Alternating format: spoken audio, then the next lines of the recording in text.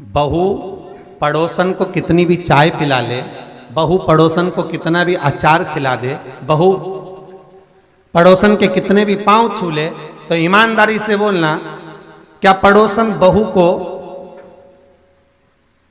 अपनी जमीन जायदाद का हिस्सा दे देगी? क्या पड़ोसन अपनी जमीन जायदाद का हिस्सा, अपनी प्रॉपर्टी का हिस्सा क्या वो दे देगी? नहीं। पड़ोसन अपनी जमीन जायदाद का हिस्सा, अपनी प्रॉपर्टी का हिस्सा उसको नहीं दे सकते, उसको नहीं प्रदान करेगा। पर सास के भले वो पांव पड़े ना पड़े, प्रणाम करे ना करे, महाराज नमन करे ना करे, फिर भी सास कैसी भी बहू हो अपनी जमीन जायदाद प्रॉपर्टी उसी को ही देती है महाराज, उसी को ही प्रदान करती है। कैसे? उसी तरह मेरा देव अधिदेव महादेव है। तुम संसार में जन्म लेने के बाद कुछ भी भजो, तुम कुछ भी किसी का भी नाम स्मरण करो, किसी से भी कुछ भी कहो, पर मेरा शिव, मेरा त्रिकालदर्शी, मेरा कैलाशी, मेरा अविनाशी, मेरा शंभु, मेरा भोलेनाथ वो जानता है कि तू है तो मेरा ही, तू है तो मेरा ही। तो भगवान शंकर से पार्वती जी ने कहा, दुनिया के लोग सब भजते हैं पर आपको नहीं। शिव जी कहते हैं भले ना भजे, अगर जीते जी मेरा स्मरण नहीं भी करेंगे, जीते जी मेरा भजन नहीं भी करेंगे, तो भगवान शिव की कथा कहती है कि मरने के बाद तो मेरे पास ही आएंगे। बाबा भोलेनाथ का चरित्र है कि शिव जी शमशान के निवासी है, शंकर शमशान में रह रहे, आएंगे तो सही, तब देखा जाएगा।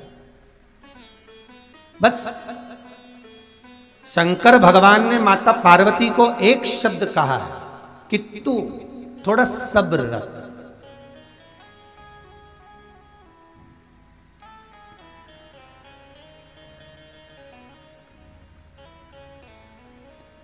और ये दुनिया का सबसे विचित्र शब्द है, तू थोड़ा सब्र रख।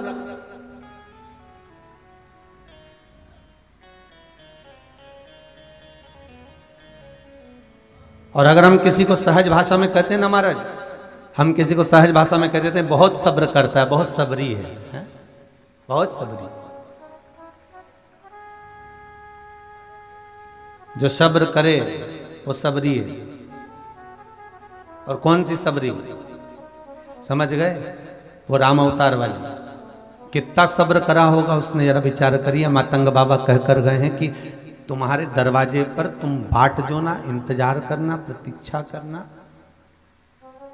भगवान आएंगे जरूर। तुम इंतजार करो, वो आएगा जरूर। खड़ी रही, सेज सजाती रही, बुआरी लगाती रही, फूलों का श्रृंगार करती रही, नित्य प्रति नूतन रोज का नया नया श्रृंगार वो सबरी करती रही, क्योंकि सब्र है उसमें, इसलिए उसका नाम सबरी है। और जिसके भीतर सब्र होता है, जिसके भीतर सब्र विराजमान होता है, और जो सबरी के रूप में हो जाता है, तो फिर उसको भगवान के दरवाजे पर नहीं जाना है, भगवान को उसके दरवाजे पर आना पड़ जाता है। जिसके भीतर सब्र है, प्रतीक्षा है, इंतजार है, भगवान आएगा। क्यों भैया? मातंग बाबा ने इतना कहा कि भगवान राम तेरे पास में आएंगे, तो क्या मातंग बाबा सबरी से ये नहीं कह सकते कि तू बिल्कुल सब्र मत करना, तू तो अयोध्या भी चली जा, राम मिल जाएंगे, तू तो अभी जा बिल्कुल अयोध्या, और अयोध्या में जाएगी और राम तुझे मिलेंगे, तू सब्र ही मत कर। पर सब्र बांधा, इसलिए नाम उसका सबरी हो गया हमारा। थोड़ा इंतजार करना पड़ता है।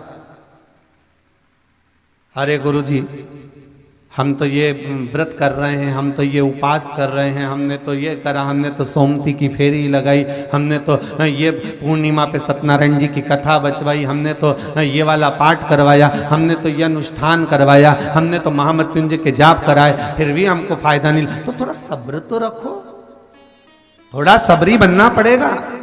और अगर जिस समय तुम्हारे भीतर सब्र विराजमान हो गया, तुम सबरी की जगह पर विराजमान हो गए, तुम्हें सब्र का भाव ज्ञानित हो गया, तुम अंदर सब्र को प्रवेश कर लिए और इंतजार की प्रतीक्षा की बाट जोते रहे, भगवान का इंतजार करते रहे, तो ये पक्का है जैसे विदुर जी के घर पर भगवान पहुंच गए, दुर्योधन के घर का 56 भोग छोड़कर, तो भगवान भोलेनाथ भी एक ना एक दिन तुम्हारे दरवाजे पर जरूर पहुंच जाएगा। बस इंतजार करो, उसका भजन करो, उसका चिंतन करो, उसका स्मरण करो, वो आएगा।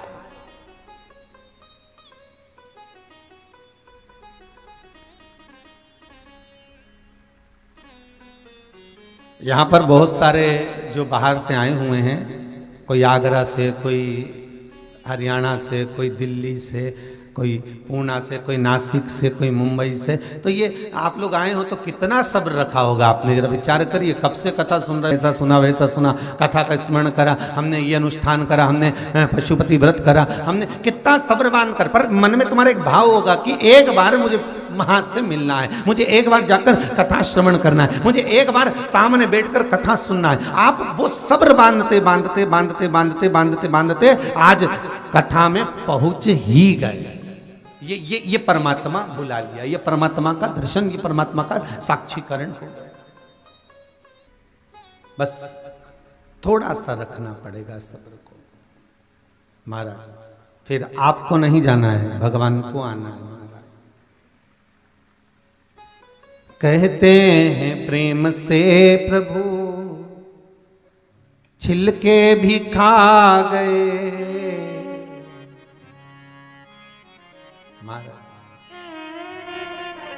सबरी के झूठे बैर भी खाते रहा करो,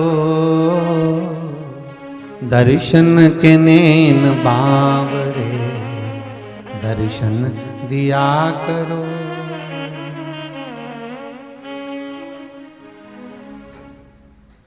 केवल एक सब्र का जो नाम भगवान शिव पार्वती से कह रहे हैं कि तू सब्र धारण कर, तो इंतजार कर। कभी कभी सास भी बहू से कह देती है, देखो थोड़ा सब्र रखो, इंतजार करो, समय आएगा, इंतजार करिए, होगा। और फिर निवेदन करूं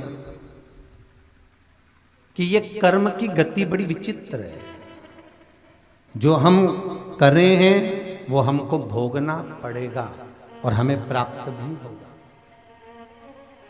आज किसी शीलाबेन अहमदाबाद ने एक प्रश्न लिखकर भेजा है, बहुत अच्छा प्रश्न है बहन आपका।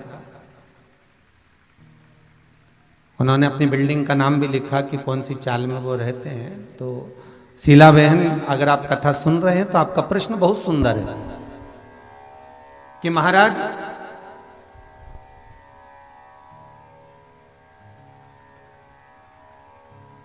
जब कर्ण के प्राण छूटे, जब राजा कर्ण को प्राण छूट रहे हैं, तो राजा कर्ण के प्राण छूटते समय कर्ण का रथ का पहिया कीचड़ में क्यों फंसा?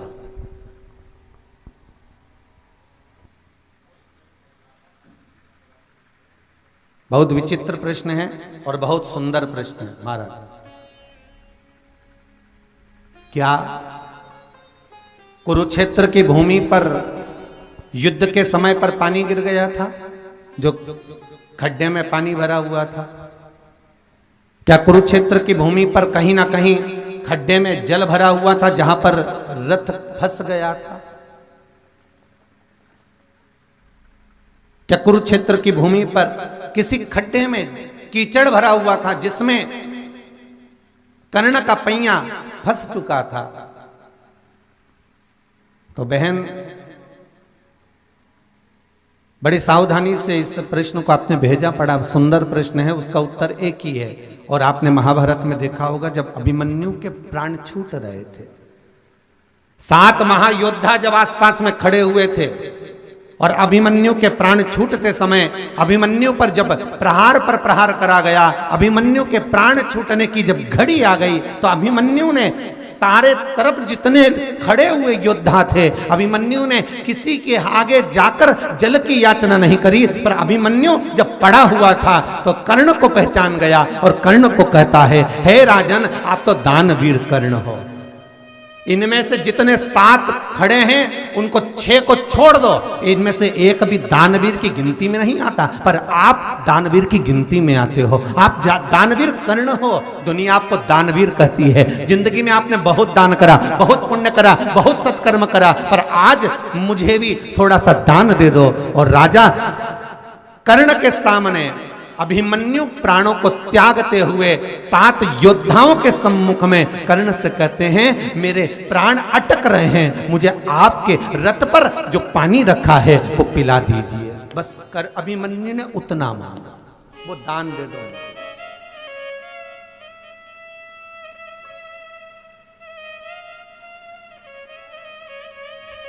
वो जल मुझे चाहिए, और वो जल मात्र मेरे प्राण जो अटक रहे हैं उसके लिए चाहिए।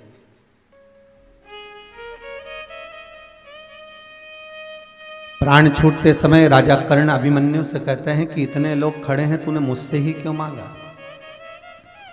अभिमन्यु कहते हैं, या दुर्योधन भी सामने है, सब कोई, दुशासन भी खड़ा हुआ है, पर मुझे मालूम है जो 5 गांव नहीं दे सके वो जल क्या देंगे? भगवान कृष्ण मांगने के लिए आए थे कि मात्र 5 गांव तुम तो ऐसे ही दान में दे दो ना, 5 गांव, इससे ज्यादा चाहिए क्या? जब वो 5 गांव नहीं दे सके तो फिर जल क्या देंगे? इसलिए मैंने मांगा नहीं। कर्ण के आगे अभिमन्यु बार बार कहते रहे कि मुझे जल पिला दो, बहुत प्यास लग रही, बहुत प्यास लग रही, मुझे पानी पिला दीजिए, बहुत प्यास लग रही, मुझे जल दे दीजिए, पर नहीं दिया। और जब जल नहीं दिया, महाराज अभिमन्यु के प्राण छूट गए। तो बहन, आपने जो प्रश्न किया है कि क्या वहां पानी गिरा था, क्या खड्डे में जल भरा हुआ था, क्या कीचड़ भरा हुआ था, ये राजा कर्ण का चरित्र कहता है कि जब राजा कर्ण ने जल का दान नहीं दिया, उस समय पर जब राजा कर्ण का पहिया कीचड़ में फंसा था, एक चुल्लू पानी नहीं दे पाया, तभी उसको लग गया था कि अब मेरी जो मृत्यु होगी वो इसी जल के कारण होगी, जो मेरे रथ के अंदर रखा हुआ, पीने के लिए जो पानी रखा था, कर्ण का जो रथ खड़ा था उसका पानी नीचे गिरा और पहिया उसी में फंस गया, उसी बालू में, उसी कीचड़ में। कर्ण ने भगवान कृष्ण को पुकारा और पूछा कि मेरे बराबर दुनिया में कोई दान नहीं कर पाया। मुझे लोग राजा कर्ण कहते हैं, दानवीर कर्ण, और दुनिया में मेरे बराबर कोई दान नहीं कर सकता। मैंने जितना दान दिया शायद ही कोई देगा, मैंने जितना पुण्य करा शायद ही कोई करेगा। इतने में भगवान कृष्ण कहते हैं, अरे ओ कर्ण, कौन सा दान और कौन सा पुण्य, मात्र एक चुल्लू पानी तू नहीं दे सका।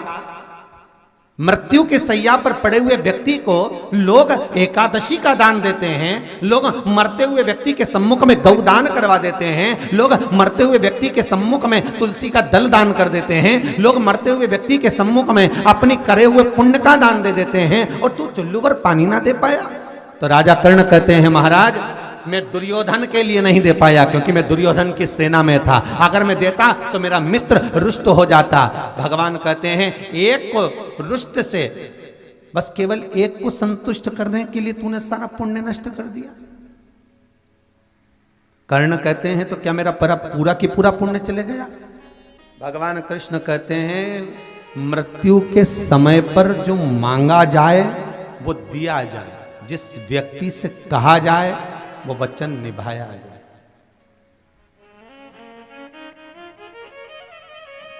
नहीं तो मानव के जीवन का जितना पुण्य है, सत्कर्म है, वो सब समाप्त है। इसलिए राजन, तुम जल नहीं दिए हो तो जल के ही खड्डे में तुम्हारा रथ फंसा हुआ है और तुम अपने प्राणों को त्याग रहे हो, तुम्हें कोई बचा नहीं सका। कितना सुंदर लिखा है महाराज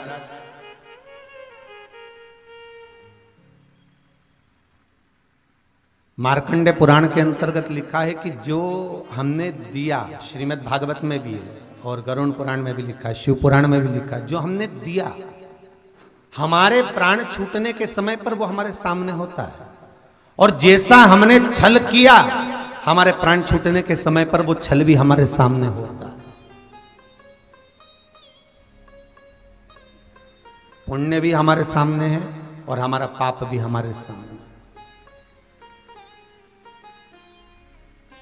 पुण्य हमारे सामने और पाप भी हमारे सामने। इसलिए शिव महापुराण की कथा कहती है थोड़ा सा सब्र बांधकर शबरी जैसे रहो।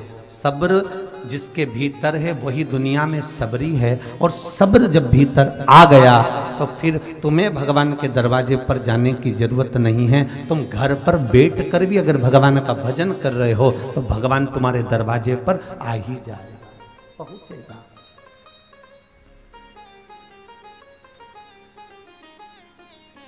तो कहे तुम कहते हो भोले हमें काशी प्यारी है, तुम कहते हो भोले हमें काशी प्यारी है, एक बार तो आ जाओ काशी भी बना देंगे, तुम रूठे रहो भोले हम तुम्हें मना लेंगे, तुम रूठे रहो भोले हम तुम्हें मना लेंगे, आहों में असर होगा घर बैठे बुला लेंगे, आहों में असर होगा घर बैठे बुला लेंगे, तुम रूठे रहो भोले।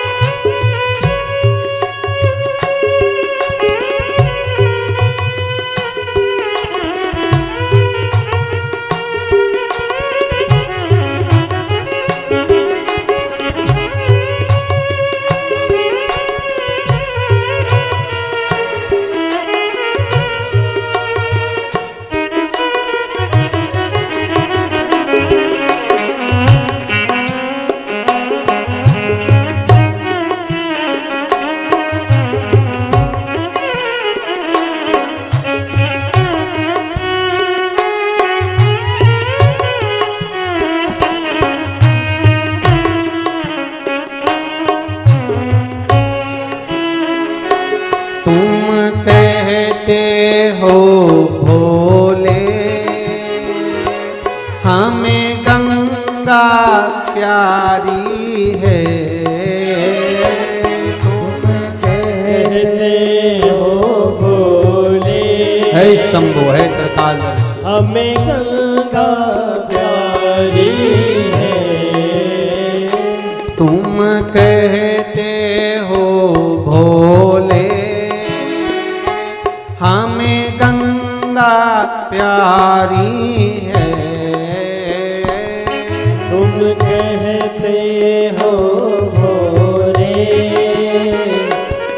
हमें गंगा प्यारी है,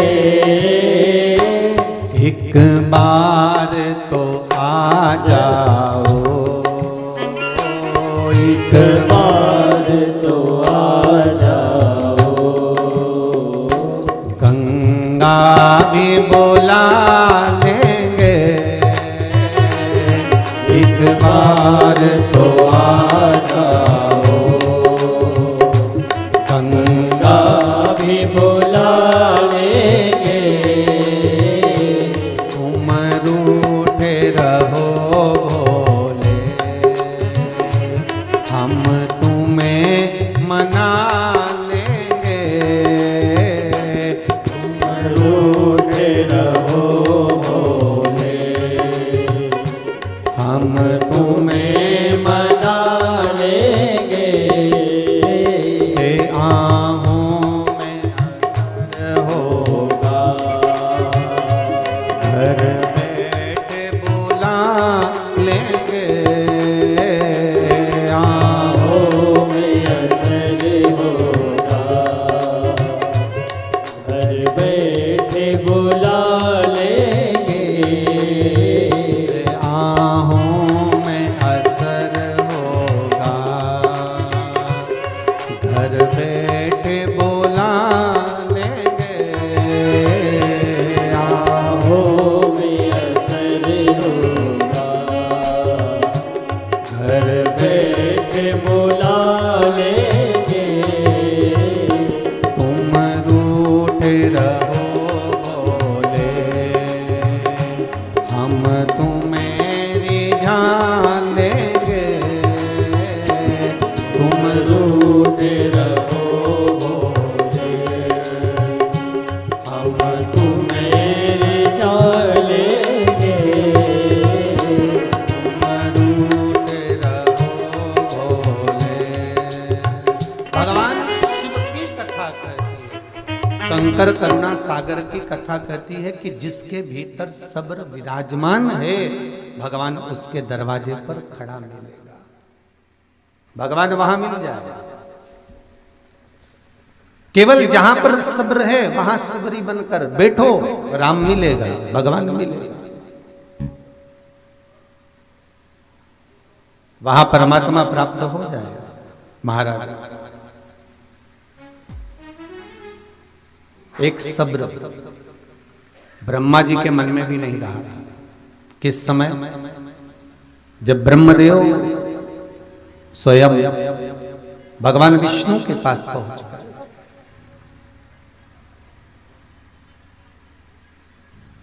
और ब्रह्मा भगवान विष्णु के पास जाकर कहते हैं, नारायण मुझे आपसे कुछ कहना है,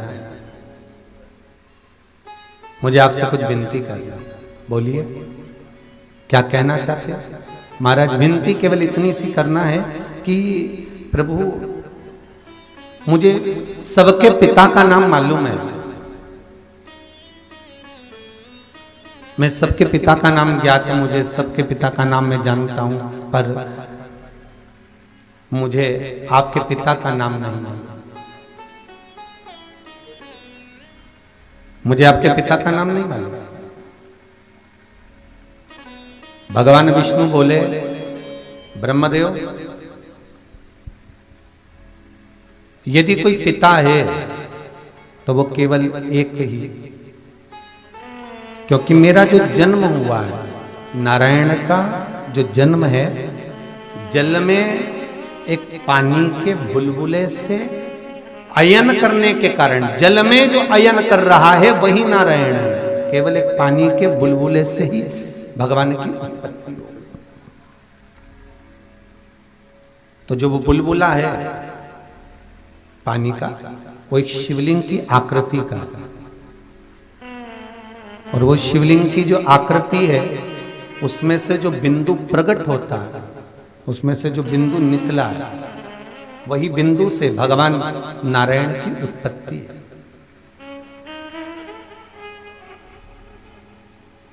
तो भगवान विष्णु कहते हैं, मेरे पिता स्वयं देव अधिदेव महादेव शंकर,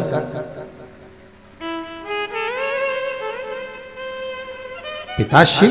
हाँ, इतने में ब्रह्मा जी बोले, अगर आपके पिता शिव हैं तो शिव का स्वरूप क्या है? शंकर कौन, शिव का स्वरूप क्या?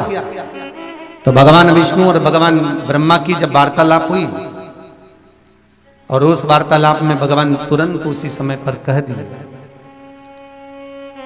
उसी पल उसी घड़ी पर बोले। भगवान विष्णु कहते हैं, सुनो, ब्रह्मदेव,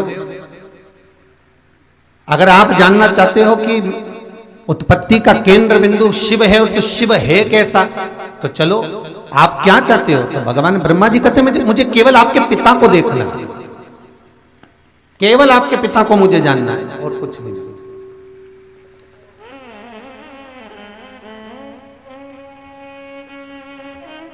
सामने एक बड़ा सा बहुत बड़ा पर्वत था और विशालतम वो पर्वत, एक और ब्रह्मा एक और भगवान विष्णु दोनों खड़े हो गए और उस पर्वत को घुमाना प्रारंभ किया।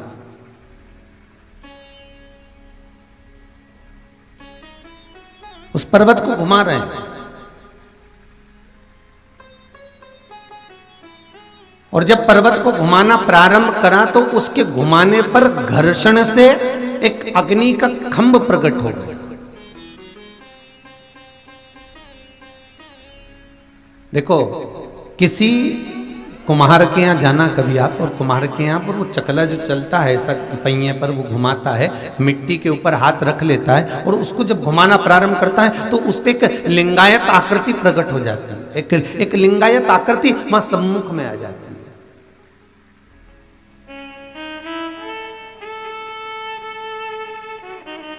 और भगवान और ब्रह्मा और विष्णु ने जब घुमाना प्रारंभ करा तो उससे एक लिंगायत आकृति उत्पन्न हो गई। सबसे प्रथम शिवलिंग ब्रह्मा और विष्णु ने प्रकट कर लिया, सबसे पहला शिवलिंग, जो उत्तराखंड की भूमि पर आज भी विराजमान है महाराज।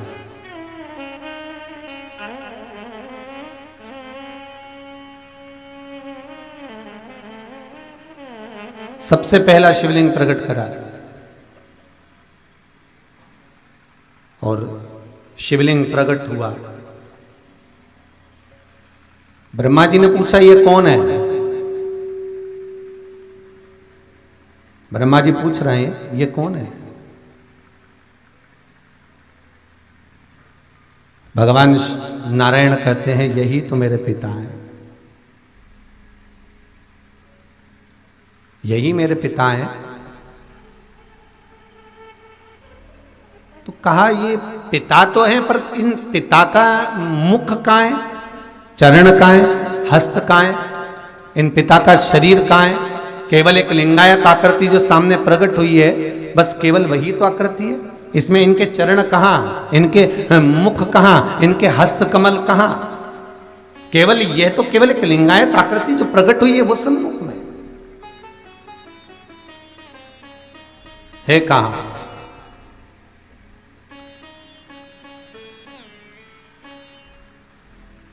तब भगवान विष्णु ने भगवान ब्रह्मा जी से कहा, ब्रह्मदेव देखो, पिता के स्वरूप को जानना बहुत कठिन है, और आपको पहले भी कथाओं में कहा कि माता पिता के भीतर को जानना बहुत कठिन है। बड़ी बहू कहती है कि सास छोटी को ज्यादा चाहती है, छोटी को लगता है कि सास बड़ी को ज्यादा चाहती है, और बेचारी सास दोनों के बीच में मंदिर के घंटे की तरह टंगी रहती है। बड़े बेटे को लगता है कि पिता छोटे बेटे को ज्यादा चाहता है, और छोटे बेटे को लगता है कि पिता बड़े बेटे को ज्यादा चाहता है, और पिता बेचारा मंदिर के घंटे की तरह बीच में टंगा हुआ है। पर किसी मां से पूछा जाए, किसी माता से पूछा जाए कि तुम्हें बड़ा बेटा प्रिय है कि छोटा बेटा प्रिय है, तो मां एक ही बात कहेगी कि मैंने दोनों बेटों को बराबर का दूध पिलाया है, दोनों को पाल पोस कर बड़ा करा है, दोनों को अपने हृदय से लगाया है, दोनों को अपनी छाती से लगाया है, गोदी में खिलाया है, मेरे लिए दोनों बेटे बराबर हैं। माता पिता के मन में बच्चों के प्रति भेद नहीं रहता, पर भेद उत्पन्न कर देती है। कुछ माताओं के मन में जाता है ये बड़े को ज्यादा चाहती होगी, ये छोटे को ज्यादा चाहती होगी। नहीं नहीं भाई, कोई भेद नहीं।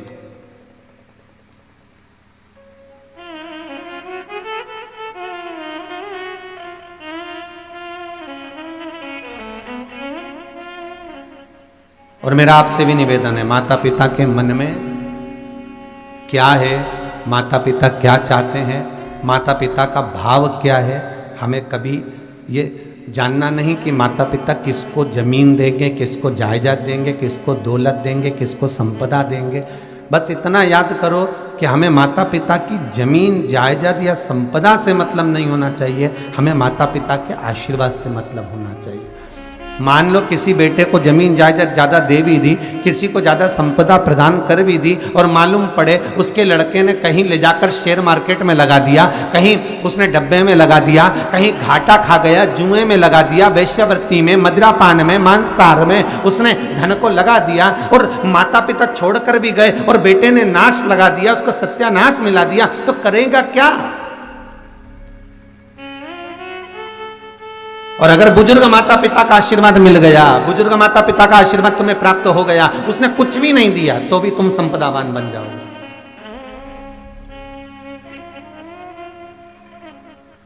कितना सुंदर लिखा है शिव महापुराण के अंदर। भगवान विष्णु के मंदिर में जाकर कहना पड़ेगा, प्रभु मेरे दुख काट दीजिए। भगवान विष्णु के मन में जाकर मंदिर में जाकर कहना पड़ेगा कि प्रभु मेरा दुख काट दीजिए।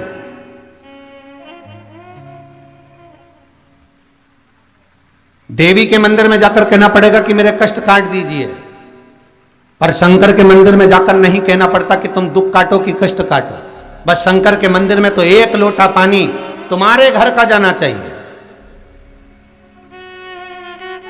मंदिर का ही लोटा उठाकर, मंदिर का ही पानी भरकर शंकर जी को चढ़ा रहे हो और सोच रहे हो कि मेरा दुख कट जाए, तो ईमानदारी से बोलो, मंदिर का लोटा कलश दूसरे का, कोई ने दान करा होगा तो मंदिर में रखा है। पानी ट्यूबवेल किसी दूसरे ने खुदवाया, लाइट का बिल कोई दूसरा भर रहा है, केवल तुम तो तैयार होकर चोटी कंगा कर कर बढ़िया आराम से गए और मंदिर का लोटा उठाया, कलश उठाया, पानी भरा और शंकर जी को बढ़िया प्रेम से पल्लू अल्लू ले लुआ के चकाचक ओम नमः शिवाय के तुमने चढ़ा दिया। और इतने प्रेम से चढ़ाया कि तुम तो सोचो कि शंकर जी मेरी पूरी मुराद पूरी कर देंगे। तो शंकर जी मन में सोचे, मंदिर का ही लोटा, मंदिर का ही पानी और मंदिर का ही शंकर, फिर तेरा लगा क्या इसमें? तेरा क्या था? तो शंकर भगवान मन में सोचे कि अब मंदिर में आई काय को, मेरे को बोल देती मैं तेरे घर ही आके पानी में नहा के चले जाता। इतना भी कष्ट काय को करा तूने कि मंदिर तक आई और लोटा उठाया और पानी चढ़ाया।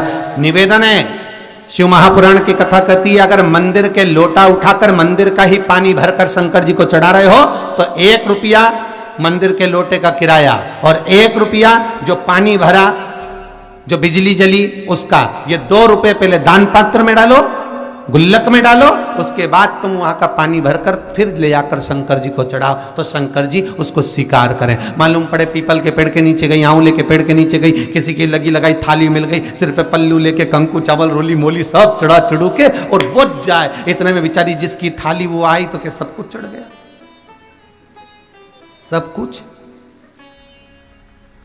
अच्छा, कई जगह पर हमने देखा, एक बार कहाँ हम जा रहे थे, कहीं जा रहे थे तो वहाँ पर भागवत जी हो रही थी, तो भागवत जी के पास में एक थाली रखी हुई थी, उसमें कंकु चावल रोली मोली, जितने लोग जाएं और वो उसी में से फूल वगैरह उठा के और भागवत जी को चढ़ा दें। फिर कोई दूसरा जाए, उसी में से कंकु चावल मिला के फिर भागवत जी को चढ़ा दे। फिर कोई आए, फिर वो कंकु चावल मिला के वो भागवत जी को चढ़ा दे।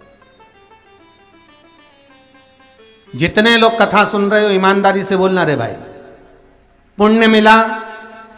कंकु चावल रोली मोली फूल माला सब दूसरे की, तुमने तो केवल उठाकर चढ़ा दिया, उसका कोई पुण्य है?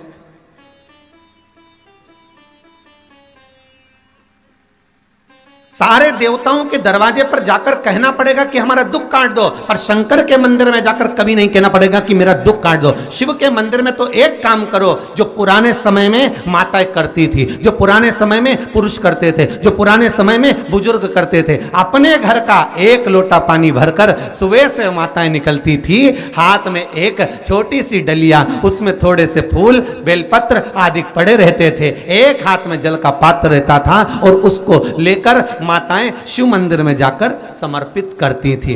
अर्थात क्या हुआ इससे? तो शिव महापुराण की कथा कहती है, जब घर का जल ले जाकर हम शंकर को चढ़ाते हैं तो शंकर को हम अपने घर का एड्रेस बताकर आ जाते हैं कि ये हमारे घर का पता है। अब तुम शाम को जब निकलो भ्रमण करने के लिए, जब हमारे घर पर होते हुए चले जाना। अब कहने की जरूरत है क्या? दुख कटेगा?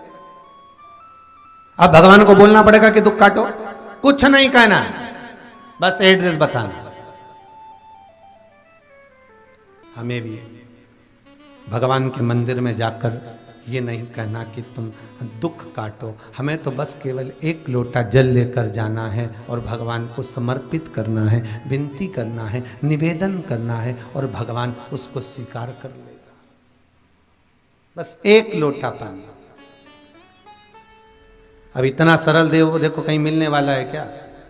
सारे देवताओं के पूजन में तो सारी सामग्री चाहिए, अच्छे अच्छे वस्त्र पहनाओ, आभूषण पहनाओ, रतन पहनाओ, माणिक पहनाओ, मोती पहनाओ, ये पहनाओ, वो पहनाओ। शंकर जी को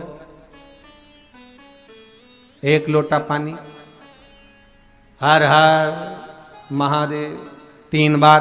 शिव जी की कथा कितनी विचित्र, वो कहते अगर पानी भी नहीं है चढ़ाने के लिए, तुम्हारे घर में मान लो जल भी नहीं है, बस 3 बार ताली बजा दो।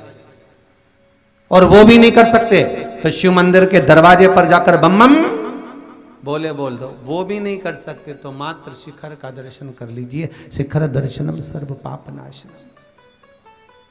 मात्र शिखर का दर्शन करो, उससे भी सर्व पापों का नाश हो जाता।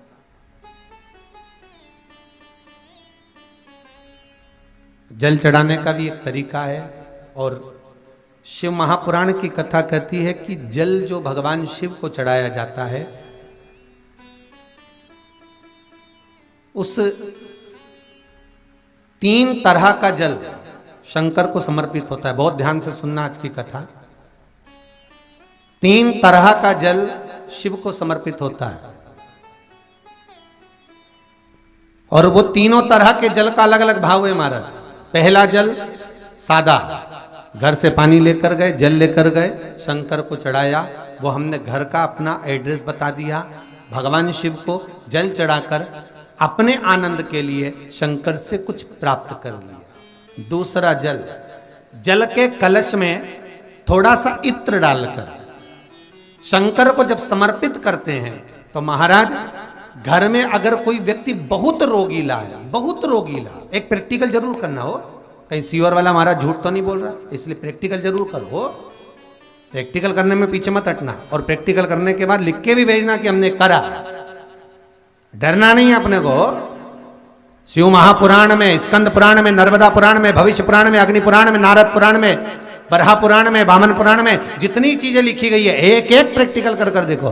तो शिव महापुराण, स्कंद पुराण का ये भाव याद करिए कि एक लोटे पानी में इत्र मिलाकर, जल में इत्र मिलाकर, बहुत रोगीला व्यक्ति, बहुत बीमार व्यक्ति है, एक लोटा पानी उसका हाथ का स्पर्श कराकर शंकर को चढ़ाना प्रारंभ कर दीजिए। महाराज केवल 5 या 7 दिन चढ़ाओ और वो 7 दिन के बाद में उस बीमार व्यक्ति का क्रम देखिए कि उसमें कितना आराम लगा है। औषधि दवाई काम करना प्रारंभ करी कि ना करी।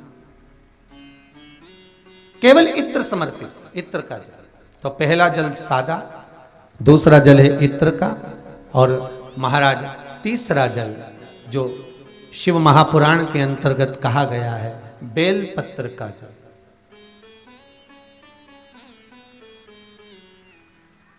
तीसरा जो जल है वो बेलपत्र का जल।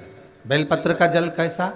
तो महाराज शिव महापुराण की कथा कहती है कि जल के पात्र में एक बेलपत्र अंदर डालकर उस जल के पात्र को ले जाकर शिव को समर्पित करना, अर्थात अपनी मन की कामना भगवान शंकर से कह देना। केवल बेलपत्र के माध्यम, बोलना नहीं है हमको कुछ, हमें कुछ कहना नहीं है। वैष्णव धर्म के अंदर, पुष्टि मार्ग के अंदर जहां जहां पर महाप्रभु जी की बैठक जी होती है, श्रीमद् वल्लभाचार्य जी की जहां पर महाप्रभु जी की बैठक होती है वहां पर झारी जी भरी जाती है। तो झारी जी जो भरते हैं, जल का पात्र जो भरते हैं झारी जी, तो उसका व्याख्यान वर्णन अगर करा जाए तो झारी जी क्यों भरी जाती है, तो श्रीमद् वल्लभाचार्य जी के जो लेख है उसमें वर्णन आता है कि परम भगवदीय वैष्णव जो महाप्रभु जी की बैठक जी पर जाता है और झारी जी जो भरता है, वो झारी जी भरने का क्रम ये रहता है कि वैष्णव जीव अपने मन की बात डायरेक्ट भगवान से नहीं कह सकता, इसलिए वैष्णव क्या करता है कि यमुना जी से कहता है ये झारी जी जो है ये यमुना जी, तो यमुना जी को जब भरता है, झारी जी भरता है, तो अपने मन की बात वो यमुना जी से कहता है। यमुना जी से कहकर यमुना जी के भाव से श्रीमद् वल्लभाचार्य जी के सामने रख देता है। तो यमुना जी श्रीमद् वल्लभाचार्य जी को आज्ञा करती हैं कि जाओ, श्रीमद् वल्लभाचार्य जी से कहती हैं, हे वल्लभ जाओ, अब ठाकुर जी से तुम कहो कि ये परम भगवदीय वैष्णव आया है और इसके मन की ये अभिलाषा है। फिर वल्लभ ठाकुर जी से निवेदन करते हैं, फिर ठाकुर जी उसको स्वीकार करते हैं। अर्थात जल चढ़ाना, भगवान का स्नान कराना, भगवान के ऊपर जल का पात्र समर्पित करना, ये हमारे दिल की बात हमें भगवान को कह देना, हमें भगवान को समर्पित कर देना। अच्छा ईमानदारी से बोलो, तुम घर में रोज भगवान नहलाती हो? जितने लोग यहां बैठे हैं, जो टीवी के सामने बैठे हैं, वो अपने भाव से कह देना। जितने लोग यहां बैठे हैं, तुम घर में भगवान को रोज नहलाते हो? अरे बोलो तो, नहलाते हो ना रोज? तुम रोज भगवान को सुलाते हो?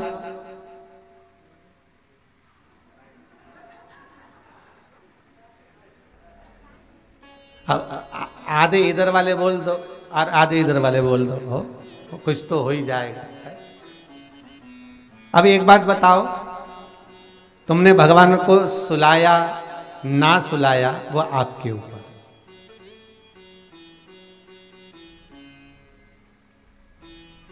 तुमने भगवान को नहलाया तो रोज ना, भले सुलाया कि नहीं सुलाया वो तुम्हारी मन की बात, पर नहलाया तो रोज ना। अब वो नारायण, वो मेरा ठाकुर, वो मेरा लाडला, वो मेरा विश्वनाथ, वो मेरा त्रिकालदर्शी, वो मेरा कैलाशी, वो मेरी भवानी माँ, वो मेरा दत्त, वो मेरा सतगुरु, वो मेरा ठाकुर, तुम उसको रोज निला रही हो, तो निलाने का भाव क्या है? कि हम इतने बड़े भगवान को, त्रिलोकी के नाथ को हम स्नान नहीं करा सकते? केवल थोड़ा सा जल जो समर्पित सुबह सुबह करते हैं वो जल नहीं है, हम अपने हृदय का भाव भगवान को प्रदान कर रहे हैं, हम अपने हृदय की चित्तवृत्ति का भाव भगवान को दे रहे हैं।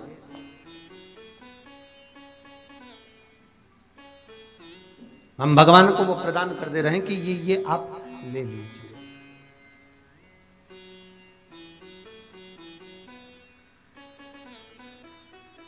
जितनी वस्तुएं, जितनी सामग्री पूजन की भगवान को चढ़ती है ना, उतनी सामग्री में कुछ ना कुछ भाव रहता है। बहुत ध्यान देना, जो भी सामग्री आप भगवान को चढ़ा रहे हो, 3 तरह का जल का जो व्याख्यान वर्णन किया गया। एक सादा जल जो भगवान को कहा, आपने अपना एड्रेस बता दिया, आपने अपने मन का भाव बता दिया। इत्र का जो जल चढ़ाया गया वो केवल रोग मुक्ति के लिए चढ़ाया गया। और तीसरा बेलपत्र, अगर उस जल में एक बेलपत्र भी पड़ी हुई है और वो बेलपत्र पड़ा हुआ जल आप जिस भाव से चढ़ा रहे हो, जिस कामना से चढ़ा रहे हो, शंकर वो कामना आपकी पूर्ण कर दे।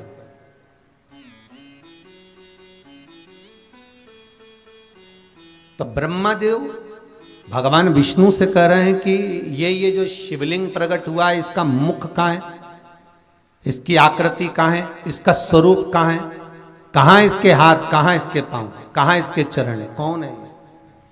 भगवान बोले तुम नहीं जान सकते ब्रह्मा, तुम नहीं जान सकते।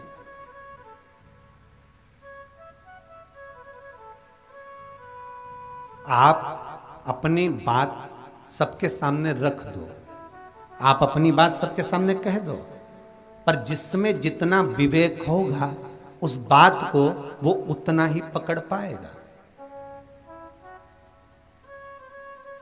एक बार मीराबाई वृंदावन में भजन गा रहे हैं, खूब सुंदर भजन मीराबाई गा रही है, बहुत सुंदर। तानसेन वहां से निकल कर गए, जो स्वर के सम्राट हैं, जो एक एक स्वर को जानते हैं,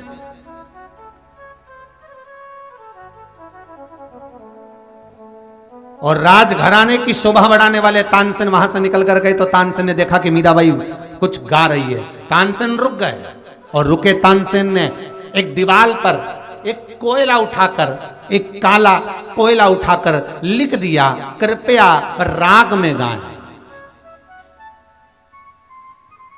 जितने लोग निकल कर जा रहे थे सब हंस रहे थे मीराबाई के ऊपर कि मीरा तुझे राग में गाना नहीं आता। तानसेन ने पकड़ लिया, तानसेन ने पकड़ लिया, तुझे राग में गाना नहीं आता। मीराबाई उठी, भजन गाकर जाने लगी तो पड़ा कि कृपया राग में गाएं। मीराबाई ने कोयला उठाकर राग के आगे लिख दिया अनु। क्या लिखा है? अनु। अब वो पूरा क्या हो गया? कृपया अनु राग में गाएं। जब तानसेन को मालूम पड़ा कि मीराबाई ने लिख दिया है कि अनुराग में गाएं, तो तानसेन मीराबाई के पास पहुंचा। मीरा, मैं लिखा था कि तू राग में गा, तो तूने अनु लगाकर अनुराग कर दिया। मीराबाई बोली, तानसेन जी बस आप में और मुझ में यही अंतर है।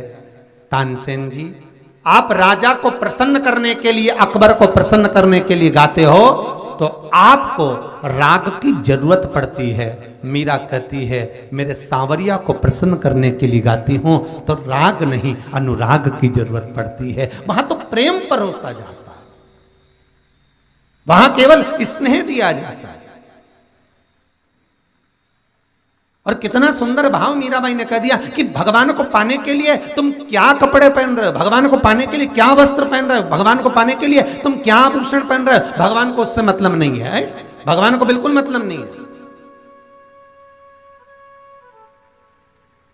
महाराज, हम शंकर का भजन करते हैं तो हमें कौन से कलर के कपड़े पहनना चाहिए? ओ, शंकर को पाने के लिए कपड़ा बदलने की जरूरत नहीं पड़ती, शंकर को पाने के लिए वस्त्र बदलने की जरूरत नहीं पड़ती। शंकर को पाने के लिए कौन से कलर के कपड़े पहनूं कि भगवान मिल जाए? शिव को पाने के लिए कपड़ा बदलने की जरूरत नहीं होती, शंकर को पाने के लिए कलेजा बदलने की जरूरत होती है। जब कलेजा बदलेगा शिव अपने आप मिल जाएगा, भगवान अपने आप में। नहीं तो कईयों ने कपड़े बदले। लंका का राजा रावण जब सीता का हरण करने गया तो संत का चोला पहन कर गया।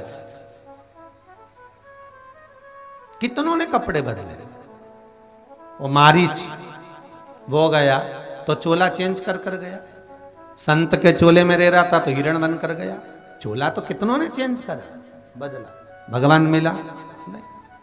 भगवान को पाने के लिए वस्त्र कपड़ा बदलने की जरूरत नहीं है, भगवान को पाने के लिए मात्र कलेजा बदलने की जरूरत है। और जिस दिन आपकी वृत्ति मन बदल गया उस दिन भगवान अपने आप मिल गया, अपने आप।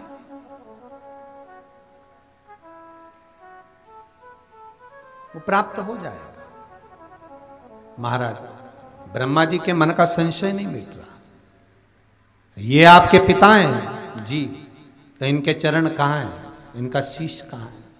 पता नहीं। पिता को जानना बहुत कठिन है। मैं जानना चाहता हूं कि आपके पिता के चरण कहाँ है और आपके पिता का शीश कहाँ है। भगवान बोले जानिए बिल्कुल। ब्रह्मा जी बोले भगवान विष्णु से एक निवेदन है, स्वीकार करेंगे आप? बोलिए क्या निवेदन है? निवेदन केवल इतना सा है कि प्रभु, मैं भगवान का सिर देखने के लिए ऊपर जाता हूं और आप भगवान के चरण देखने के लिए नीचे चले जाओ। भगवान बोले ठीक है। पर भगवान विष्णु बोले एक बात बताओ, ये देखने से होगा क्या? पिता को जानना कठिन है, मानो तो ब्रह्मदेव। ब्रह्मा नहीं माना।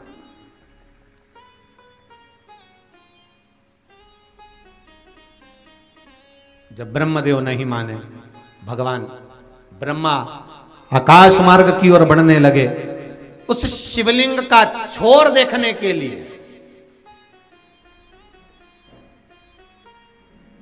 मात्र उस शिवलिंग का आखिरी बिंदु देखने के लिए ब्रह्मा जा रहे हैं आकाश मार्ग की ओर।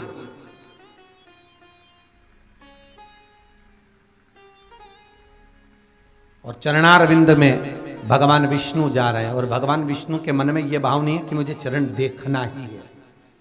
भगवान विष्णु के मन में तो यह है कि ब्रह्मा जी बोले हैं तो इनका संशय मिटाना है, और ब्रह्मा जी के संशय को मिटाने के लिए मुझे जाना तो पड़ेगा। इसलिए नीचे की ओर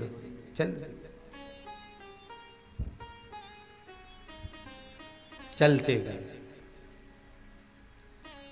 पितृलोक, फिर सूर्यलोक, फिर स्वर्गलोक, भाई लोकों का वर्णन आता है ना, सबसे पहले आता है पितृलोक है।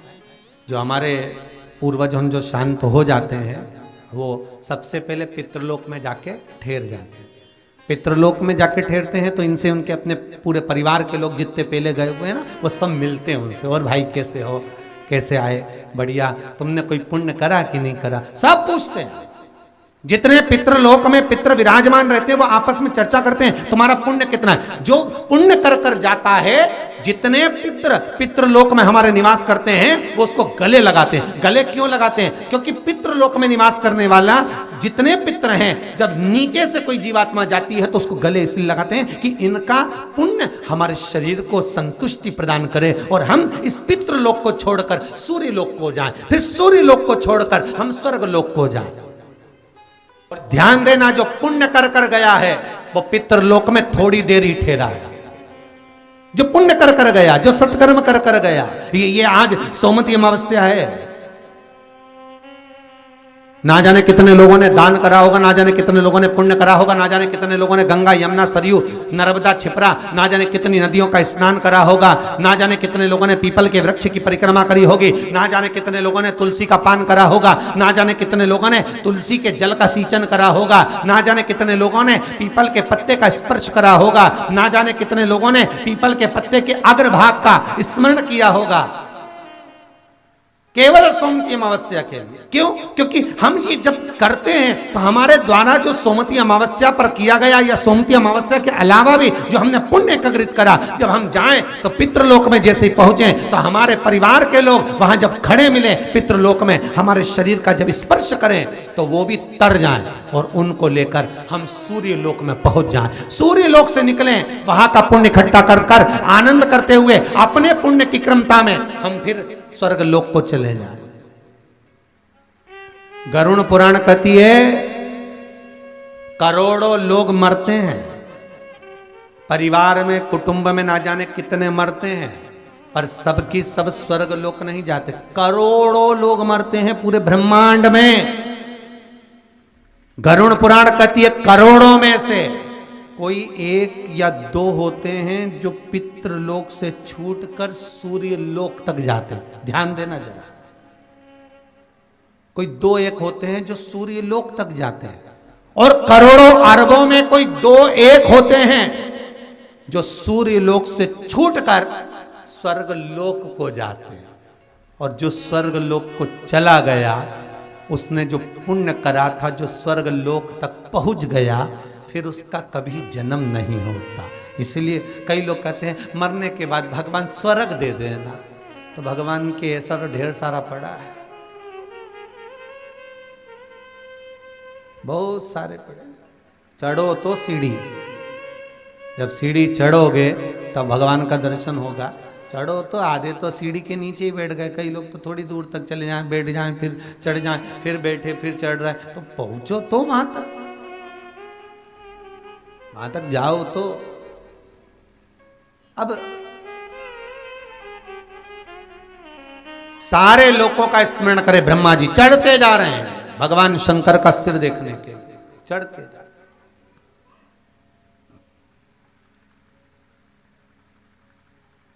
खूब चढ़े ब्रह्मा, नहीं मिला छोर, अंतिम छोर नहीं मिल पाया, अंतिम छोर नहीं प्राप्त हो पाया। जब अंतिम छोर नहीं मिला तब ब्रह्मा ने वहीं पर लगा हुआ केतकी के पुष्प को तोड़ लिया, और केतकी के पुष्प को ब्रह्मा जी तोड़कर कहते हैं केतकी तो हमारे साथ नीचे चल, और भगवान विष्णु के सामने चलकर कह देना कि ब्रह्मा जी को शंकर भगवान का सिर मिल गया, चल मेरे साथ। केतकी बोली मैं काहे को झूठ बोलूं, मैं झूठ क्यों बोलूं भाई, अरे चल तू बस जाकर कह देना कि ब्रह्मा जी को सिर मिल गया। तो केतकी बोली मैं झूठ क्यों बोलूं, व्यक्ति झूठ जब बोलता है जब उसका कोई फायदा होता है, मेरा तो कोई फायदा है ही नहीं, तो फिर झूठ बोलने का क्रम क्या। भगवान ब्रह्मा ने कहा केतकी के पुष्प मैं तुझे सारे देवी देवताओं पर चढ़वाऊंगा, चल, और तुझे सुगंधित बनाकर रखूंगा। केतकी जाने को तैयार। पर केतकी ने कहा मान लो अगर मेरी बात भगवान विष्णु ने स्वीकार नहीं करी तो कोई सबूत के लिए एक आध और ले चलो। तो वहां से गौ माता निकल कर जा रही थी। गौ माता को रोक लिया, ए गौ माता रुको। ब्रह्मा जी के शब्द सुनकर गौ माता रुकी। रुको जरा। गौ माता ने पूछा, बोलिए ब्रह्मदेव क्या बात है। ब्रह्मा जी बोले, गौ माता बात इतनी सी है कि तुम हमारे साथ नीचे चलो और भगवान विष्णु के सामने जाकर कह देना कि भगवान ब्रह्मा को शंकर जी का शिवलिंग का छोर मिल गया, उन्होंने मस्तक का दर्शन कर दिया। तो गौ माता बोली, मैं काय को झूठ बोलूं। ब्रह्मा जी बोले, अगर तू झूठ बोल देगी एक बार तो घर में सबसे पहली रोटी बनेगी और तुझे ही मिलेगी। अब एक रोटी के चक्कर में गाय झूठ बोल दी, मात्र एक रोटी। और केवल एक रोटी के चक्कर में गाय झूठ नहीं बोल रही, एक रोटी के चक्कर में संसार में जन्मा हुआ हर व्यक्ति झूठ बोल रहा है। एक इतना बड़ा 1 मीटर का कपड़ा कंपनी से निकला, फैक्ट्री से 10 रुपए का, 10 रुपए से आया दुकान पर हो गया 20 रुपए का। 20 रुपए के तुम चाहो तो 3-4 रुपए बढ़ा कर ले लो, पर नहीं। अरे जीजी भगवान की सौगंध खाऊं, ये तो इतने का ही कंपनी में इतने का आया। बताओ, भगवान तो ऐसा मिला पड़ा है कि जो मिल जाए बस उसी की सौगंध खा जाओ।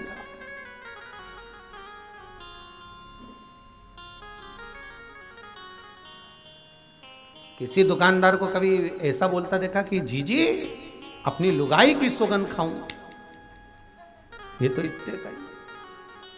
एक आध बार खा के बता दो। भगवान तो ऐसा दिखता, मैं तो सौगंध खा के बोल रहा हूं कि इतने कई वस्त्र है, इतने कई आभूषण है, इतने कई सामान। नहीं नहीं भाई,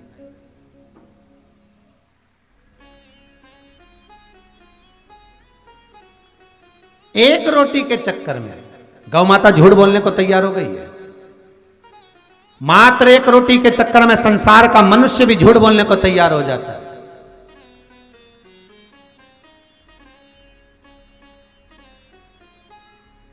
और बड़ा विचित्र संसार हो गया रे भाई। जितने लोग कथा सुन रहे हो टीवी पे बड़े ध्यान से सुनना, बड़ा विचित्र संसार है। सत्य तो बोल ही नहीं सकते हो, सत्य बोलोगे तो लोगों को बुरा लगेगा, इसलिए थोड़ा बहुत असत्य बोलना पड़ता है।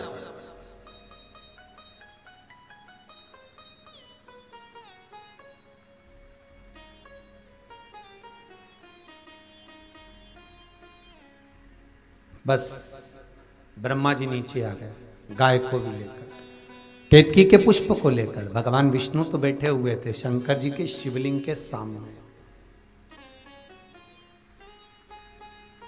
सामने शिवलिंग है, भगवान नारायण बैठे। बड़ा सुंदर दर्शन है, देखिएगा जरा है। सामने शिवलिंग हो और भगवान विष्णु सम्मुख में बैठे, केवल शिव जी को निहार रहे हैं। ना कोई जल चढ़ाया जा रहा है, ना कोई धतूरा चढ़ाया जा रहा है, ना कोई बेलपत्र चढ़ाई जा रही है, ना कोई दिया लगाया जा रहा है, ना कोई समीप पत्र चढ़ाया जा रहा है, ना कोई वस्त्र, ना कोई आभूषण, ना कोई श्रृंगार चढ़ाया जा रहा है। बस केवल भगवान विष्णु शंकर के शिवलिंग के सम्मुख में केवल बैठे हैं, दर्शन कर रहे हैं।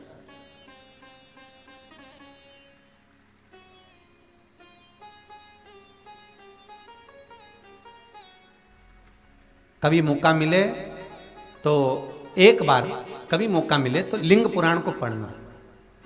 और लिंग पुराण को अगर आप पढ़ेंगे तो उसमें पाएंगे कि लिंग पुराण के अंदर लिखा है कि आप शंकर को अगर जल भी नहीं चढ़ाएं, आप शंकर को वस्त्र भी नहीं चढ़ाएं, आप शंकर को फूल भी ना चढ़ाएं, आप बेलपत्र भी ना चढ़ाएं, अगर शंकर को आपने कुछ भी ना चढ़ाया तो केवल शंकर के मंदिर में 2 क्षण जाकर उस शिवलिंग के सम्मुख में बैठ जाओ। कुछ मत बोलो, केवल मौन होकर उसको निहार लो, केवल मौन होकर निहार लो। बहुत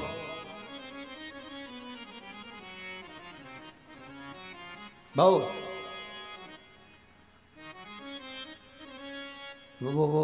वो गीत याद कर लो, आ बैठ मेरे पास में तुझे देखता रहूं। भगवान विष्णु शिव को निहार रहे।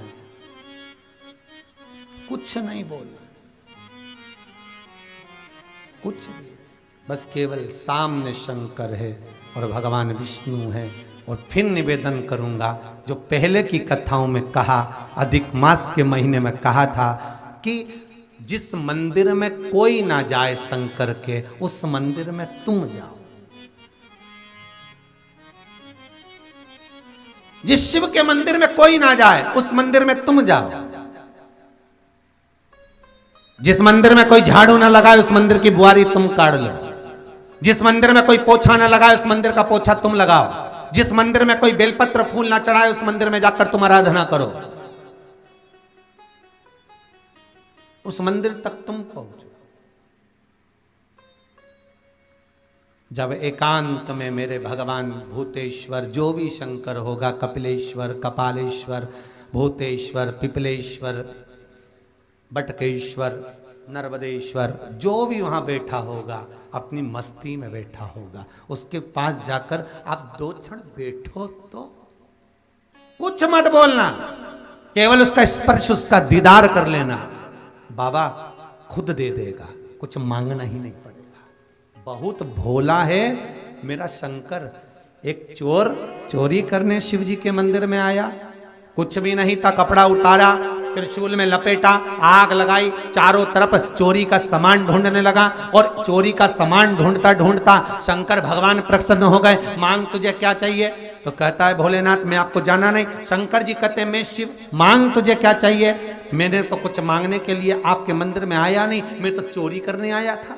चोरी का सामान देख रहा था, उजाला नहीं था, प्रकाश नहीं था, इसलिए आग लगाई। मैंने सोचा जंगल में, ये गांव के बाहर इस मंदिर में कुछ तो मिलेगा।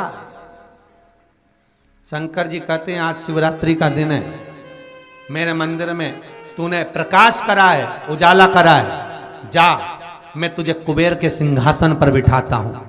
कुबेर को नीचे उतार देना, तू जाकर बैठ जाना। जैसे ही भगवान ने वर दिया, चोर सीधे पहुंच गया वहीं कुबेर के पास।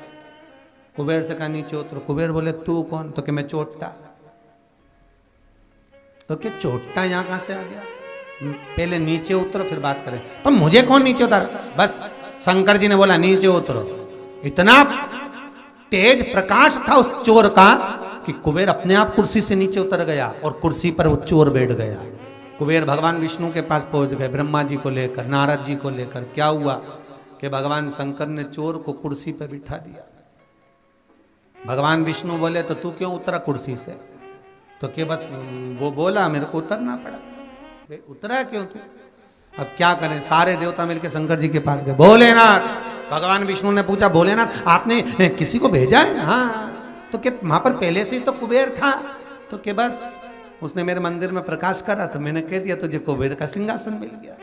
भगवान विष्णु भी मुकुट उतार के माता को जाने लगे। बताओ चोट्टे को कुबेर बना दिया। अब कितना भोला होगा जो चोर को कुबेर बना सकता है। तो आप तो एक लोटा पानी चढ़ाए हो, उसकी आराधना करे हो, उसकी पूजन करे हो, उसकी चाकरी करे हो, तो क्या आपको नहीं दे सकता? आपको प्रदान नहीं कर सकता? क्या ना देश।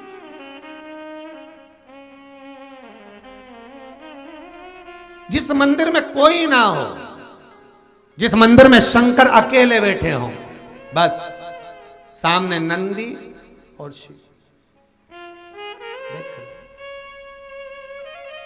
वहां आप जाओ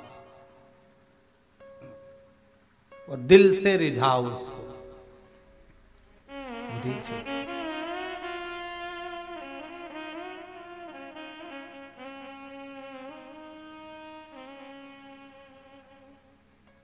दिल से। कहां से लाऊं गंगा, कहां से लाऊं यमुना।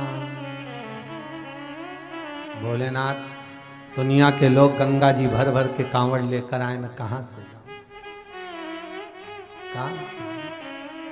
कहां से लाऊं गंगा, कहां से लाऊं यमुना, कहां से लाऊं सरयू अपार पड़ी रे। ओ भोले तेरी सेवा हमसे ना बनी रे। ओ भोले तेरी सेवा हमसे हमसे न बनी रे। पूजा की थाली हम लिए खड़े रे, पूजा की थाली हम लिए खड़े रे। ओ भोले तेरी सेवा हमसे ना बनी रे, भोले तेरी सेवा हमसे न बनी रे। ओ भोले तेरी सेवा हमसे ना बनी रे, भोले तेरी सेवा हमसे न बनी रे।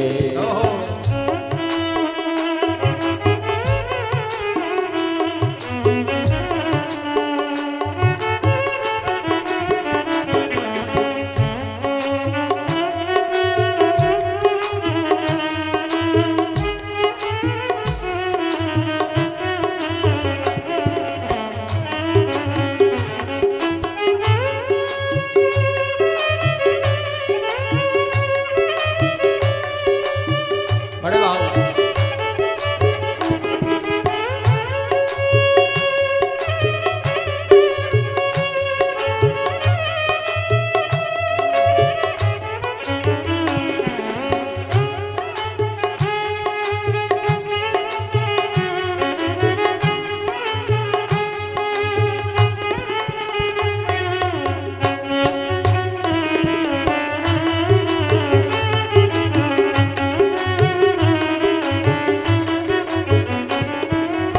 से लाऊं लड्डू, कहाँ से लाऊं पेड़ा, कहाँ से लाऊं लड्डू, कहाँ से लाऊं पेड़ा। कहाँ से लाऊं लड्डू, कहाँ से लाऊं पेड़ा, कहाँ से लाऊं लड्डू, कहाँ से लाऊं पेड़ा। कहाँ से लाऊं बर्फी वो शक्कर चढ़ी रे, कहाँ से लाऊं बर्फी वो शक्कर चढ़ी रे।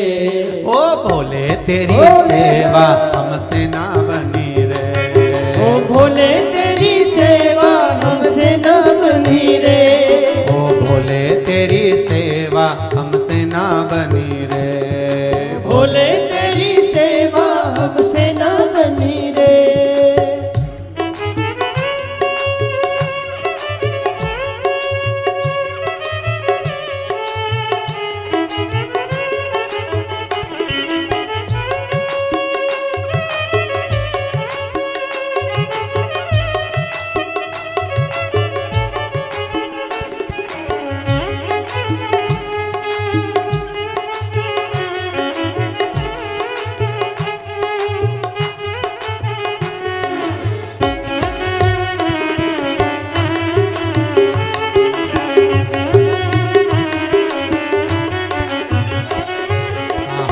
लाऊं चंदा, कहाँ से लाऊं सूरज, कहाँ से लाऊं चंदा, कहाँ से लाऊं सूरज। कहाँ से लाऊं चंदा, कहाँ से लाऊं सूरज, कहाँ से लाऊं चंदा, कहाँ से लाऊं सूरज। कहाँ से लाऊं तारे आकाश जड़े रे, कहाँ से लाऊं तारे आकाश जड़े रे। ओ भोले तेरी सेवा हमसे ना बनी रे, ओ भोले तेरी सेवा हमसे न बनी रे। ओ भोले तेरी सेवा हमसे ना बनी रे, भोले तेरी सेवा हमसे न बनी रे। ओ पूजा की थाली हम लिए खड़े रे, पूजा की थाली हम लिए खड़े रे। ओ भोले तेरी सेवा हमसे ना बनी रे, भोले तेरी सेवा हमसे न बनी रे। भोले तेरी सेवा हमसे ना बनी रे, भोले तेरी सेवा हमसे न बनी। हर हर महादेव। बस जो एकांत में बैठा और एकांत में जब शिव मिले, भगवान विष्णु भगवान शिव के सम्मुख है। मेरा ओगड़दानी, मेरा त्रिकालदर्शी, मेरा कैलाशी, मेरा अविनाशी, मेरा शिव सम्मुख है और नारायण उनके सामने। ब्रह्मा जी पहुंच गए।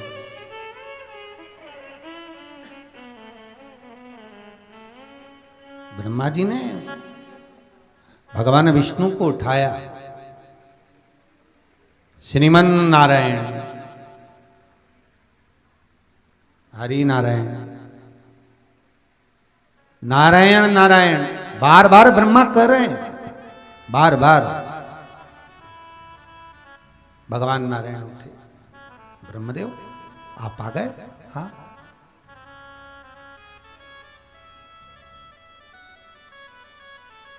क्या हुआ? गए थे तुम ऊपर तो भगवान शिवलिंग का छोर मिला कहीं? ब्रह्मा जी बोले पहले हम बाद में बताएंगे, पहले आप बताओ, आप नीचे गए थे, पिताजी तो आपके।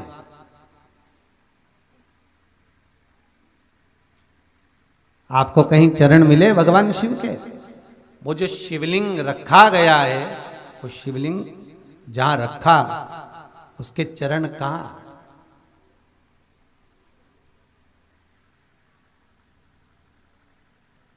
मिले आपको? भगवान नारायण ने एक शब्द कहा भगवान ब्रह्मा को, ए ब्रह्मदेव, मैं गया बहुत नीचे तक पहुंचा, तलातल रसातल तक मैं पहुंच गया, पर मुझे भगवान के चरण नहीं मिले, इसलिए मैं पुनः वापिस आ गया, पुनः वापिस।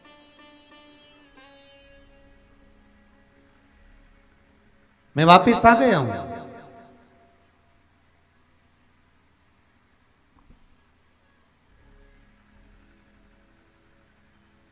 अब देखिएगा जरा, भगवान विष्णु का नाम अभी तक नारायण था, हरि था, विष्णु था, सब कुछ था। आज भगवान का एक नया नामकरण संस्कार मेरे शंकर जी कर रहे हैं। शिव जी भगवान विष्णु का नाम आज जो नामकरण संस्कार कर रहे हैं वो सारी दुनिया में प्रसिद्ध हो गया।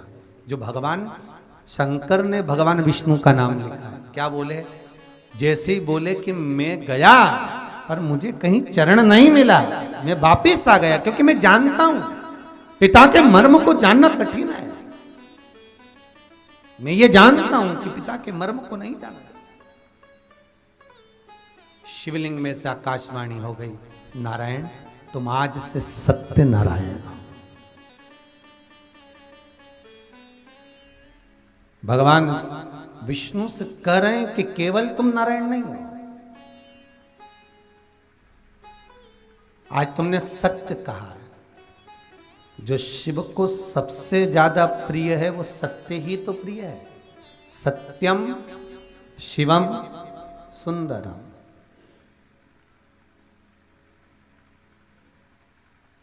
अब तुम भले फूल दो, अगरबत्ती दो, दिया बत्ती दो, धतूरा दो, बेलपत्री दो, चूरमे का खूब भोग लगाओ, शंकर जी को खूब दूध दही से नहलाओ, तो भगवान शंकर से कहो कि हमारी मुराद पूरी कर दो, तो शंकर भगवान बोले तूने सब कुछ चढ़ाया, पर गेट पे जब आ रही थी मंदिर के, किसी ने फ़ोन पर पूछा जीजी कहाँ है, तो तू बोली बस मैं निकली हूँ ऑफिस के लिए। अब मंदिर में आ रही और क्या ऑफिस के लिए निकली हूँ, तो झूठ तो तू वहीं बोल दी। अब बोल तेरा ये सब कुछ चढ़ाना मुझे स्वीकार होगा?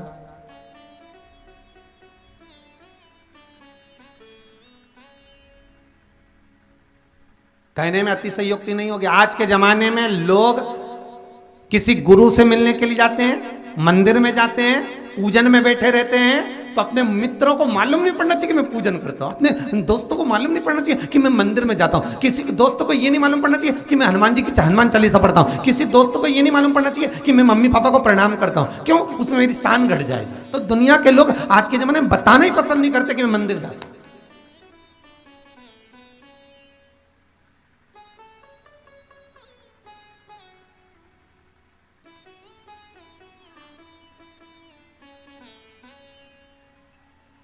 अरे भाई छाती ठोक कर कहना चाहिए कि हम ठाकुर जी के मंदिर जाते हैं, छाती ठोक कर कहना चाहिए हम शंकर के मंदिर जाते हैं, हम शिव के उपासक हैं, हम राम के उपासक, हम कृष्ण के उपासक हैं, हम माता पिता के चरणों को प्रणाम करते हैं। छाती ठोक कर कहो।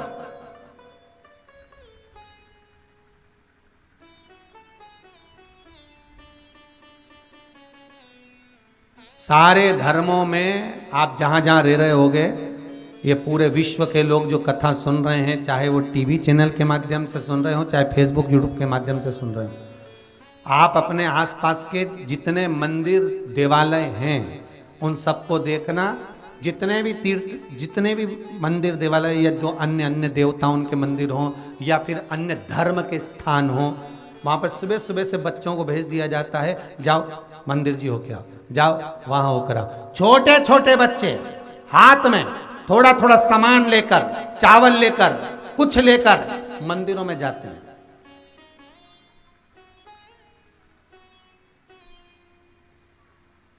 पर हमारे घर के बच्चों से कह दिया जाए, जा आज तेरा एग्जाम है, भगवान को प्रणाम करिया, मंदिर तक हो जा जरा, हाँ इतनी देर में पढ़ाई नहीं कर लूंगा।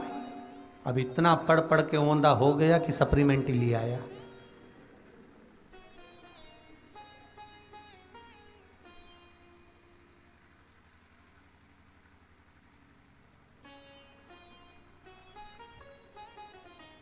भैया पढ़ाई हमने भी करी और आपने भी करी होगी, जितने लोग बैठे रहे भाई, जितने टीवी के सामने बैठे। हमारी माताजी हमसे कहती थी, हमारे पिताजी हमसे कहते थे कि जब एग्जाम देने जाओ उसके आधे घंटे पहले, 1 घंटे पहले पढ़ना बंद कर दो। आपसे भी कहा होगा, बच्चों को कहो। फिर निवेदन करूंगा, जिस गांव में पानी की कमी होती है वहां की फसल बिगड़ जाती है, और जिस घर में संस्कारों की कमी होती है वहां की नस्ल बिगड़ जाती है। उस नस्ल को हमें संवारना है।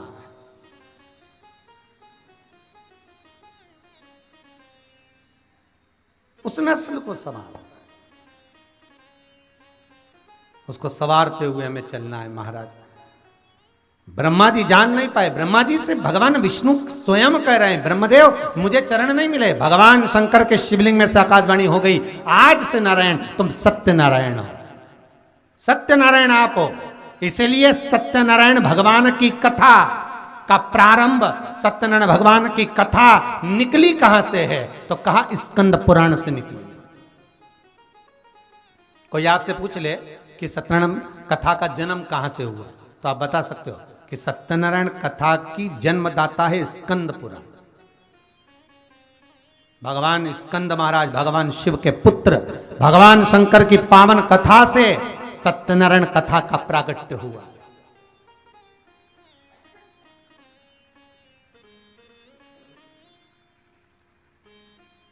दो चरित्र बहुत जिंदगी में याद रखना। एक, आज तक लोगों को यह नहीं मालूम कि सत्यनारायण की कथा कौन सी है। तुम्हें मालूम है क्या?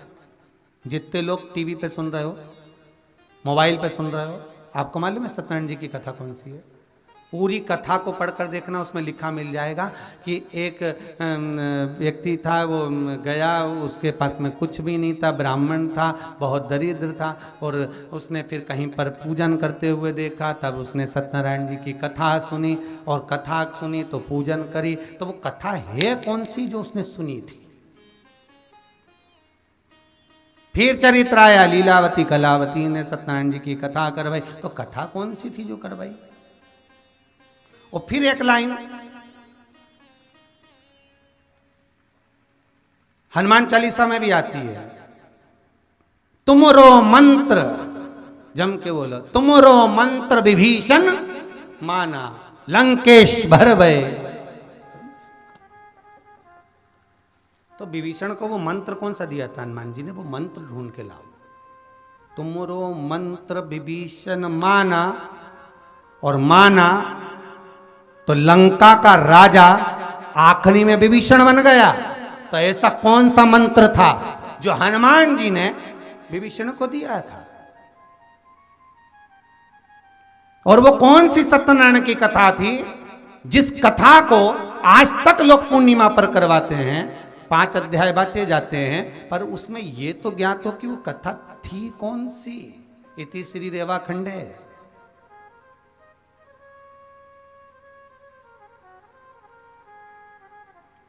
वो कथा कौन सी है? और वो कथा कोई दूसरी नहीं, स्कंद पुराण कहती है, जिस समय पर ब्रह्मा भगवान विष्णु को हिलाकर कहते हैं, ऐ नारायण आपको क्या चरण मिले, और उस स्थान पर भगवान नारायण केवल सत्य बोल देते हैं, बस वही सत्य का प्रमाण सम्मुख में आता है और भगवान शंकर शिवलिंग से बाहर निकलकर भगवान विष्णु को गले से लगाकर कहते हैं, नारायण आज से तुम्हारा नाम सत्यनारायण होगा। और सुनो नारायण, जैसे एक कलश में जल भरा जाता है, उस कलश में तुम सत्य का प्रतीक मानकर भरे जाओगे, सत्य का प्रतीक मानकर रखे जाओगे। इसलिए आज भी बड़े से बड़े अनुष्ठान कर लो, यज्ञ कर लो, पूजन कर लो, पाठ कर लो, कोई अनुष्ठान करवा लो, उसके कलश आज भी पूजन की वेदी पर कलश रखाता है जिसमें पानी भराया जाता है, वो सत्यता का प्रतीक है। सत्यनारायण की कथा में कलश की बड़ी महत्वता है। और कहा, हे नारायण तुमने मेरे सम्मुख में सत्य कहा है, जैसे मेरा मन प्रफुल्लित हुआ और मैंने आपको नाम का दान दिया, मैं आपको कहता हूं हे नारायण, ये कलश के रूप में तुम जिस जिस घर में विराज वहां तुम संपदा भर दोगे। इसलिए वो सत्यनारायण की कथा कोई दूसरी नहीं है, यही स्कंद पुराण की, यही शिव पुराण का एक मूल चरित्र स्कंद पुराण से लिया गया। समय मिले आपको तो स्कंद पुराण पढ़ना, उस स्कंद पुराण में से सत्यनारायण की कथा को निकालना। सत्यनारायण की कथा स्कंद पुराण से निकली, जन्मदाता स्कंद पुराण उसका।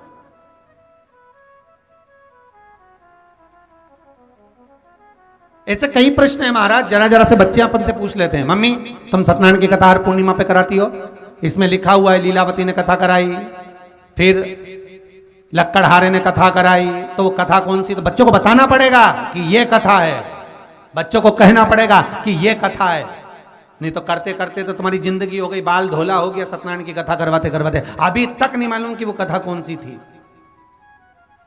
अभी तक ज्ञात नहीं कि कथा है कौन सी।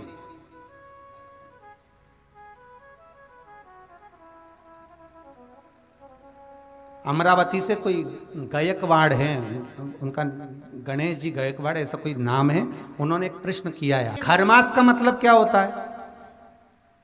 अब भाई सीधी सीधी बात है, खरमास, खर मतलब गधा, ठीक है, तो ये खरमास मतलब गधे का महीना, गधे का महीना नहीं भाई, उसको याद करिए।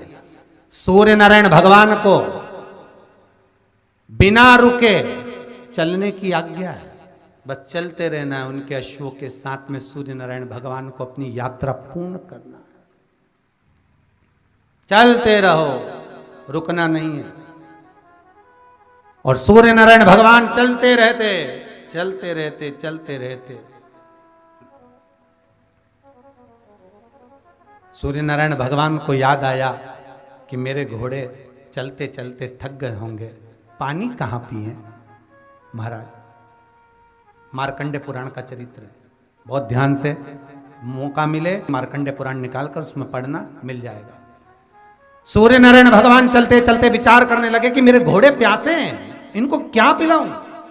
तब एक क्षण के लिए सूर्य नारायण भगवान ने अपने घोड़ों को रोक दिया और जल का एक कुंड देखकर वहां घोड़ों को पानी पिलाया।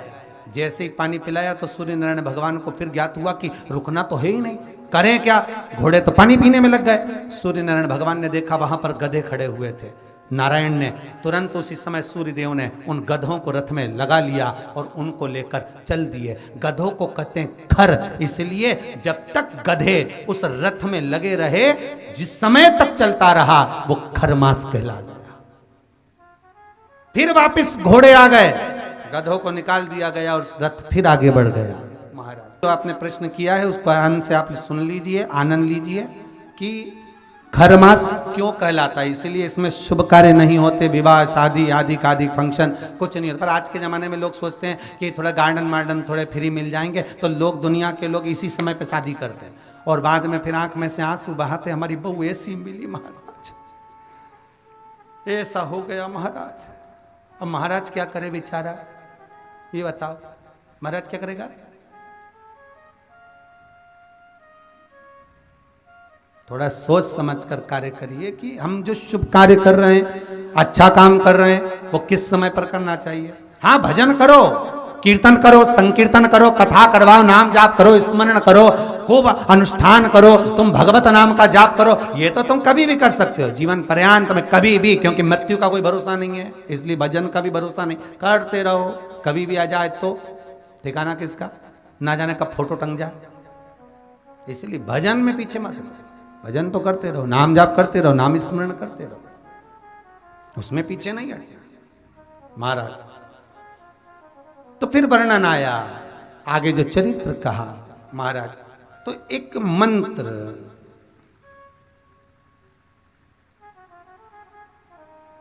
तुमरो मंत्र विभीषण माना, लंकेश्वर भय सब जग जाना।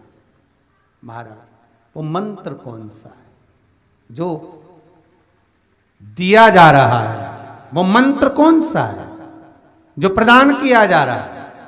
हनुमान जी महाराज ने वो मंत्र जो विभीषण को दिया, और एक विभीषण जिसको लात मार दी गई, एक विभीषण जिसको लात मारकर निकाल दिया गया, जिसके घर का भी ठिकाना नहीं था, वो विभीषण एक छोटे से मंदिर में जो रहता था, तुलसी का क्यारा जिसके दरवाजे पर था, और वो विभीषण जब सीख रावण को देता है तो वही विभीषण को जब लात मारकर निकाल दिया जाता है, तो वो मंत्र कौन सा था जिसको विभीषण ने जपा और विभीषण लंका का अधिपति बन गया, सत्ताधारी वैभवशाली?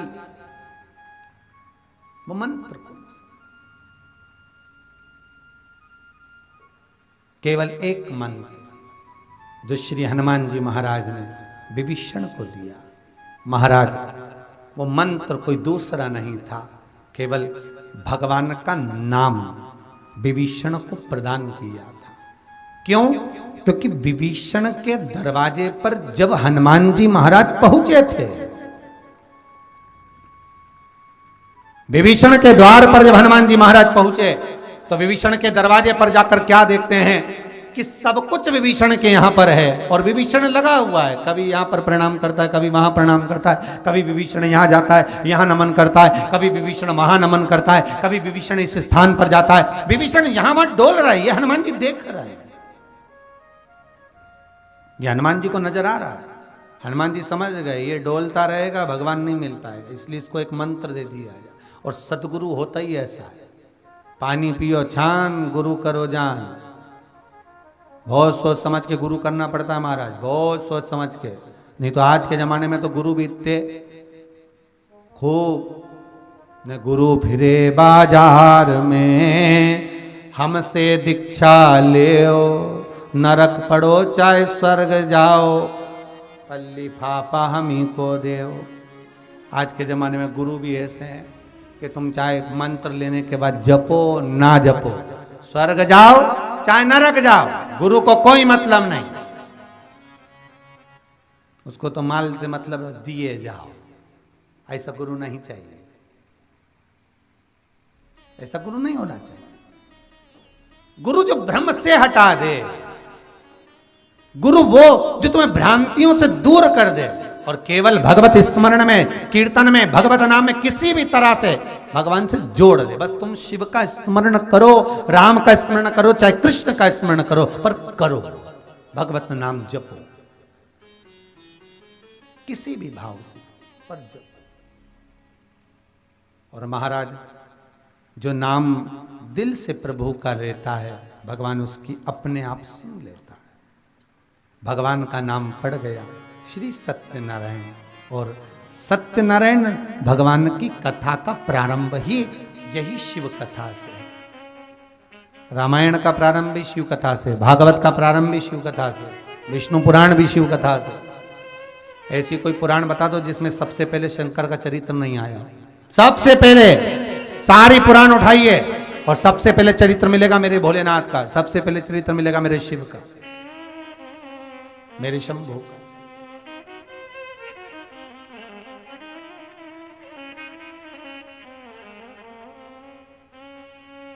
और वो चरित्र आनंद का देने वाला।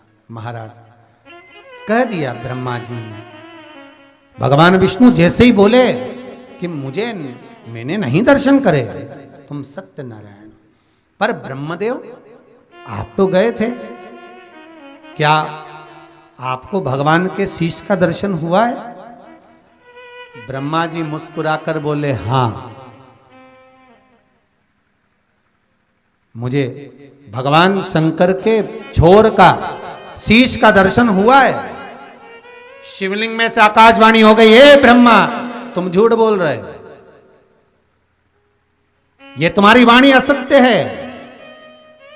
ब्रह्मा जी चारों तरफ मुख घुमाकर देखते हैं कि ये आवाज कहां से आ रही है।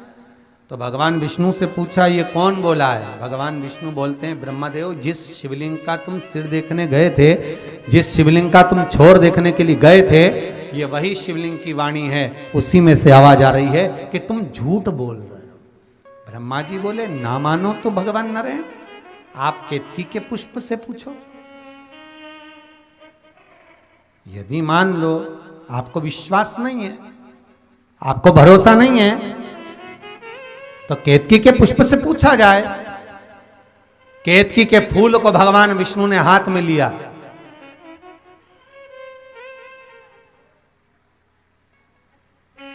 भगवान नारायण ने केतकी के पुष्प को हस्त में लिया।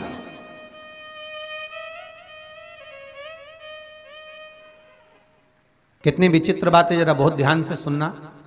अग्नि पुराण में लिखा है कि केतकी का पुष्प सारे देवताओं को सीधे हाथ की ओर समर्पित होता है। बहुत ध्यान देना जरा अग्नि पुराण के वाक्य पर। केतकी का पुष्प भगवान के सीधे भाग की ओर, अग्रण्य भाग में, राइट हैंड में भगवान देवताओं को समर्पित होता है। पर केतकी का पुष्प भगवान विष्णु के सीधे हाथ की ओर समर्पित ही नहीं होता, वो आता ही उल्टे हाथ पर।